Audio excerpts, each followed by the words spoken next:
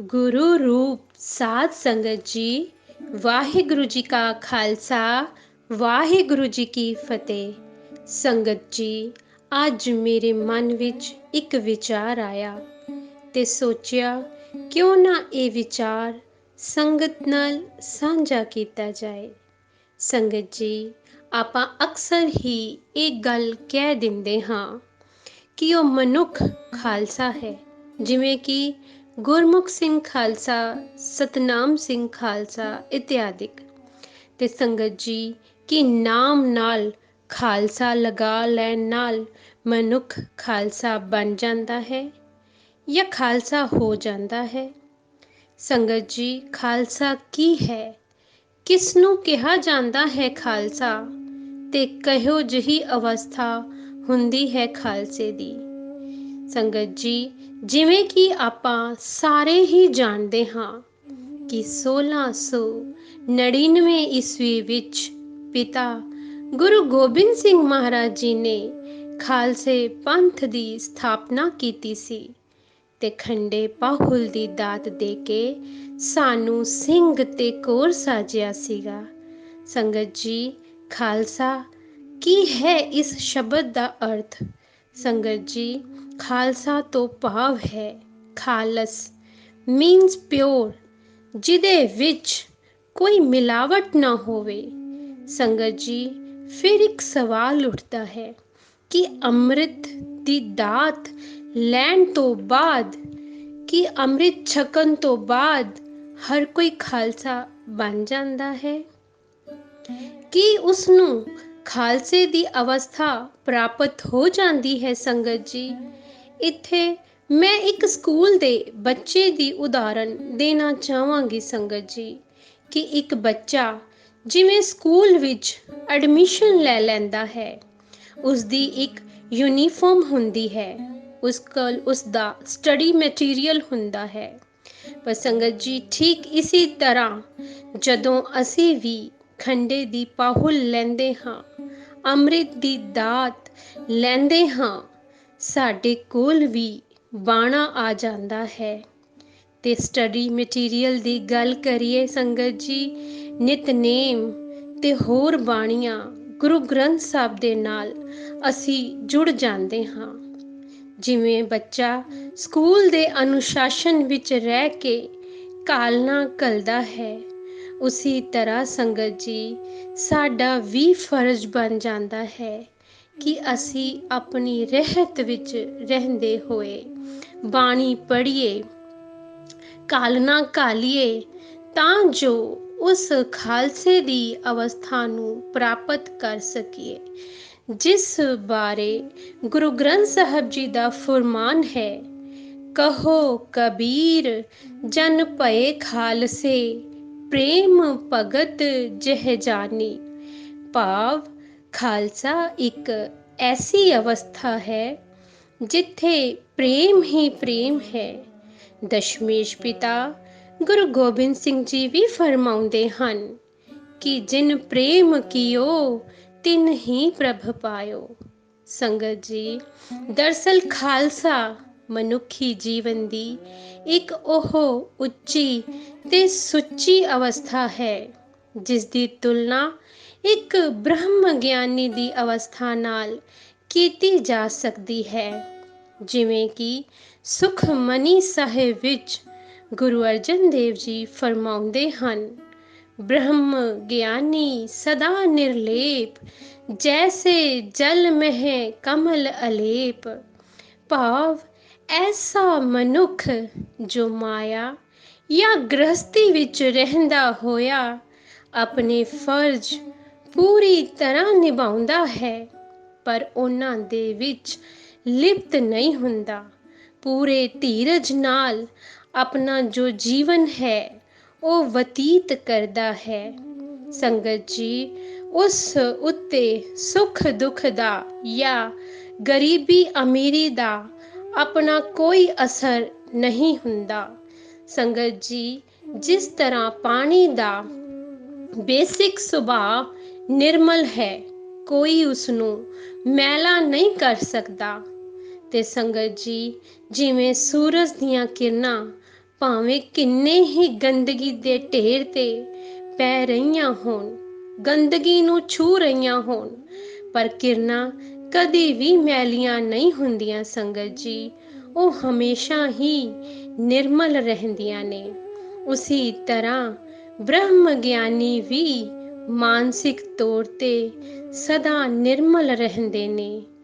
ਬਹੁਤ ਜ਼ਿਆਦਾ ਅਮੀਰ ਹੋਣ ਤੇ ਉਹਨਾਂ ਵਿੱਚ ਅਹੰਕਾਰ ਪੈਦਾ ਨਹੀਂ ਹੁੰਦਾ ਅਤੇ ਬਹੁਤ ਜ਼ਿਆਦਾ ਗਰੀਬ ਹੋਣ ਤੇ ਉਹ ਡੁੱਲਦਾ ਨਹੀਂ, ਭਾਵ ਸਦਾ ਇੱਕੋ ਜਿਹੀ ਮਾਨਸਿਕ ਅਵਸਥਾ ਵਿੱਚ ਰਹਿੰਦਾ ਹੈ। ਉਸਦਾ ਸੁਭਾਅ ਹਮੇਸ਼ਾ ਪਰਉਪਕਾਰੀ ਅਤੇ ਨਮਰਤਾ ਵਾਲਾ ਹੁੰਦਾ ਹੈ। ਇਸੇ ਲਈ ਗੁਰੂ ਸਾਹਿਬ ਫਰਮਾਉਂਦੇ ਹਨ, ਨਾਨਕ ਬ੍ਰਹਮ ਗਿਆਨੀ ਆਪ ਪਰਮੇਸ਼ਰ। ਸੰਗਤ ਜੀ, ਇਤਿਹਾਸ ਵਿੱਚ ਆਪਾਂ ਨੂੰ ਭਾਈ ਭਿਖਾਰੀ ਜੀ ਦਾ ਜ਼ਿਕਰ ਪੜ੍ਹਦੇ ਹਾਂ ਕਿ ਉਹ ਆਪਣੇ ਬੇਟੇ ਦਾ ਵਿਆਹ ਕਰਕੇ ਡੋਲੀ ਸਮੇਤ ਘਰ ਆਉਂਦੇ ਹਨ ਅਤੇ ਘਰ ਆ ਕੇ ਕਫਨ ਦੀ ਸਿਲਾਈ ਵੀ ਕਰਦੇ ਹਨ, ਕਿਉਂਕਿ ਉਹਨਾਂ ਨੂੰ ਪਤਾ ਹੈ ਕਿ ਕੱਲ ਸਵੇਰੇ ਉਹਨਾਂ ਦੇ ਬੇਟੇ ਨੇ ਮਰ ਜਾਣਾ ਹੈ। ਤੇ ਸੰਗਤ ਜੀ, ਜਦੋਂ ਭਿਖਾਰੀ ਜੀ ਆਪਣੇ ਪੁੱਤਰ ਨੂੰ ਵਿਆਹ ਕੇ ਲਿਆਉਂਦੇ ਹਨ, ਉਸ ਵਕਤ ਵੀ ਉਹਨਾਂ ਦੇ ਚਿਹਰੇ ਤੇ ਆਨੰਦ ਹੁੰਦਾ ਹੈ ਅਤੇ ਜਦੋਂ ਕਫਨ ਦੀ ਸਿਲਾਈ ਕਰਦੇ ਹਨ, ਉਦੋਂ ਵੀ ਉਹਨਾਂ ਦੇ ਚਿਹਰੇ ਤੇ ਉਹੀ ਆਨੰਦ ਹੁੰਦਾ ਹੈ, ਕਿਉਂਕਿ ਉਹ ਆਨੰਦ ਪਰਮਾਤਮਾ ਦੀ ਮਸਤੀ ਦਾ ਹੁੰਦਾ ਹੈ। ਸੰਗਤ ਜੀ, ਉਹਨਾਂ ਦਾ ਤਨ ਮਨ ਇਸ ਗੱਲ ਤੋਂ ਭਲੀ ਭਾਂਤ ਜਾਣੂ ਹੁੰਦਾ ਹੈ ਕਿ ਜੋ ਕੁਝ ਹੈ ਉਹ ਪਰਮਾਤਮਾ ਦਾ ਹੀ ਹੈ ਅਤੇ ਜੋ ਕੁਝ ਹੋ ਰਿਹਾ ਹੈ ਜਾਂ ਜੋ ਕੁਝ ਹੋਣਾ ਹੈ ਉਹ ਪਰਮਾਤਮਾ ਦੁਆਰਾ ਹੀ ਕੀਤਾ ਜਾ ਰਿਹਾ ਹੈ ਤੇ ਪਰਮਾਤਮਾ ਨੇ ਹੀ ਕਰਨਾ ਹੈ। ਸੰਗਤ ਜੀ, ਇਸੇ ਲਈ ਉਹ ਕਮਲ ਦੇ ਫੁੱਲ ਵਾਂਗ ਨਿਰਲੇਪ ਰਹਿੰਦੇ ਹੋਏ ਪ੍ਰਭੂ ਦੇ ਹੁਕਮ ਵਿੱਚ ਆਪਣਾ ਜੋ ਜੀਵਨ ਹੈ ਬਤੀਤ ਕਰਦੇ ਹਨ। ਇਸੀ ਤਰ੍ਹਾਂ ਜਦੋਂ ਗੁਰੂ ਗੋਬਿੰਦ ਸਿੰਘ ਜੀ ਮਹਾਰਾਜ ਅਨੰਦਪੁਰ ਸਾਹਿਬ ਵਿੱਚ ਹੁੰਦੇ ਹਨ ਤੇ ਇੱਕ ਰਾਜੇ ਵਾਂਗ, ਪਾਤਸ਼ਾਹ ਵਾਂਗ ਹੁੰਦੇ ਹਨ, ਪਰ ਜਦੋਂ ਉਹ ਮਾਛੀਵਾੜੇ ਦੇ ਜੰਗਲਾਂ ਵਿੱਚ ਆਰਾਮ ਕਰਦੇ ਹਨ, ਉਸ ਵਕਤ ਉਹਨਾਂ ਦੇ ਕੱਪੜੇ ਵੀ ਲੀਰੋ ਲੀਰ ਹੁੰਦੇ ਹਨ, ਪੈਰਾਂ ਵਿੱਚ ਜੋੜਾ ਵੀ ਨਹੀਂ ਹੁੰਦਾ ਤੇ ਸਰੀਰ ਵੀ ਜ਼ਖਮੀ ਹੋਇਆ ਹੁੰਦਾ ਹੈ, ਪਰ ਉਹਨਾਂ ਦੇ ਚਿਹਰੇ ਤੇ ਉਹੀ ਆਨੰਦ ਹੁੰਦਾ ਹੈ ਜੋ ਅਨੰਦਪੁਰ ਸਾਹਿਬ ਵਿੱਚ ਹੁੰਦਾ ਸੀ। ਇਹੋ ਹੀ ਤਾਂ ਖਾਲਸੇ ਦੀ ਅਵਸਥਾ ਹੈ ਸੰਗਤ ਜੀ। ਇਸ ਨੂੰ ਹੀ ਖਾਲਸਾ ਕਹਿੰਦੇ ਹਨ। ਭਾਵੇਂ ਮਿੱਟੀ ਵਿੱਚ ਰਹਿਣਾ ਪਵੇ ਤੇ ਭਾਵੇਂ ਸੋਨੇ ਦੇ ਮਹਿਲਾਂ ਵਿੱਚ ਨਿਵਾਸ ਹੋਵੇ, ਮਨ ਦੀ ਅਵਸਥਾ ਇੱਕੋ ਜਿਹੀ ਹੁੰਦੀ ਹੈ। ਮਨ ਦੀ ਇਹ ਅਵਸਥਾ ਇੱਕੋ ਜਿਹੀ ਹੋਣ ਕਰਕੇ ਉਹ ਹਮੇਸ਼ਾ ਆਨੰਦ ਵਿੱਚ ਰਹਿੰਦੇ ਹਨ। ਭਾਵੇਂ ਮਾਣ ਮਿਲੇ ਜਾਂ ਅਪਮਾਨ, ਸੁੱਖ ਹੋਵੇ ਜਾਂ ਦੁੱਖ, ਭਾਵ ਹਮੇਸ਼ਾ ਆਨੰਦ ਬਣਿਆ ਰਹਿੰਦਾ ਹੈ। ਸੰਗਤ ਜੀ, ਜੋ ਖਾਲਸਾ ਹੁੰਦੇ ਨੇ ਉਹ ਆਪਣੇ ਪੰਜੇ ਦੂਤ ਭਾਵ ਕਾਮ, ਕ੍ਰੋਧ, ਲੋਭ, ਮੋਹ, ਅਹੰਕਾਰ ਨੂੰ ਆਪਣਾ ਸੇਵਕ ਬਣਾ ਕੇ ਰੱਖਦੇ ਹਨ। ਜਦੋਂ ਰਾਜ ਹੋਵੇ ਤਾਂ ਰਾਜੇ ਜਨਕ ਵਾਂਗ ਸਾਰੇ ਫਰਜ਼ ਨਿਭਾਉਂਦੇ ਹਨ ਅਤੇ ਜਦੋਂ ਰਾਜ ਨਹੀਂ ਹੁੰਦਾ ਤਾਂ ਰਾਜੇ ਹਰੀਸ਼ ਚੰਦਰ ਵਾਂਗ ਸ਼ਮਸ਼ਾਨ ਘਾਟ ਵਿੱਚ ਰਹਿ ਕੇ ਆਪਣੀ ਸੁਰਤ ਨੂੰ ਪਰਮਾਤਮਾ ਨਾਲ ਜੋੜਦੇ ਹੋਏ ਆਪਣੇ ਫਰਜ਼ ਨੂੰ ਪੂਰੀ ਸੱਚਾਈ ਨਾਲ ਕਰਦੇ ਹਨ। ਇਸ ਤਰ੍ਹਾਂ ਜੋ ਮਨੁੱਖ ਆਪਣੇ ਜੀਵਨ ਵਿੱਚ ਆਪਣੇ ਗੁਰੂ ਦੇ ਉਪਦੇਸ਼ ਨੂੰ, ਗੁਰੂ ਦੇ ਹੁਕਮ ਨੂੰ 100% ਆਪਣੇ ਜੀਵਨ ਵਿੱਚ ਢਾਲ ਲੈਂਦੇ ਹਨ, ਪ੍ਰੈਕਟੀਕਲ ਕਰ ਲੈਂਦੇ ਹਨ ਤੇ ਪ੍ਰਭੂ ਨਾਮ ਵਿੱਚ ਜੁੜੇ ਰਹਿੰਦੇ ਹਨ, ਜੀਵਨ ਵਿੱਚ ਆਈਆਂ ਮੁਸ਼ਕਲਾਂ ਨੂੰ ਗੁਰੂ ਉਪਦੇਸ਼ ਅਨੁਸਾਰ ਹੱਲ ਕਰਦੇ ਹਨ। ਜਿਵੇਂ ਗੁਰੂ ਸਾਹਿਬ ਫਰਮਾਉਂਦੇ ਹਨ ਕਿ ਖਾਲਸਾ ਸੋਈ ਜੋ ਨਿਤ ਕਰੇ ਜੰਗ, ਭਾਵ ਸਦਾ ਆਪਣੇ ਮਨ ਨਾਲ ਜੰਗ ਕਰਦੇ ਹੋਏ ਮਨ ਤੇ ਜਿੱਤ ਹਾਸਲ ਕਰਦੇ ਹਨ।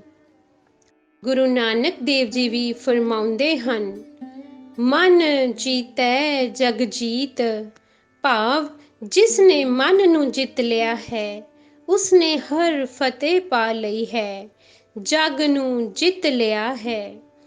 ਖਾਲਸਾ ਮੇਰੋ रूप है खास, खालसे मैं हूँ करूँ निवास, ਭਾਵ ਗੁਰੂ ਸਾਹਿਬ ਫਰਮਾਉਂਦੇ ਹਨ ਕਿ ਖਾਲਸੇ ਅਤੇ ਮੇਰੇ ਵਿੱਚ ਕੋਈ ਫਰਕ ਨਹੀਂ ਹੈ। ਮੇਰੀ ਹਰ ਜਿੱਤ ਦੇ ਪਿੱਛੇ ਖਾਲਸੇ ਦਾ ਹੀ ਹੱਥ ਹੈ।